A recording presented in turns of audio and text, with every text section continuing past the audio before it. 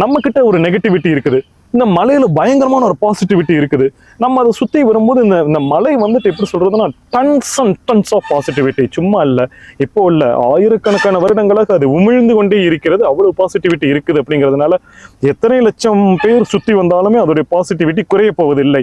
எனவே அவங்க குட்டி நபர் குட்டி துன்பத்தை தூக்கிக்கிட்டு வந்து சுத்தி போன உடனே அவங்களுக்கு வந்துட்டு ஒரு பாசிட்டிவிட்டி கிடைக்குது. அப்படின்னா அந்த மலையிலிருந்து வர்ற அந்த பாசிட்டிவிட்டி இவங்க உடம்புல இருந்து விலகி போன அந்த நெகட்டிவிட்டி, அப்போ அது சுத்தி வரும்போது அது கண்டிப்பா நடக்குது. சுத்தாம சும்மாவது உட்கார்ந்துருக்கலாமா? இருக்கலாம். ஆனால் சுத்தும் பொழுது இன்னும் சிறப்பாக அமைகிறது. இது வரைக்கும் நான் எத்தனை பேர்ட்டு சொன்னேனோ அத்தனை பேர்ட்டையுமே அது 99% இல்லை 100% நடந்திருக்குது.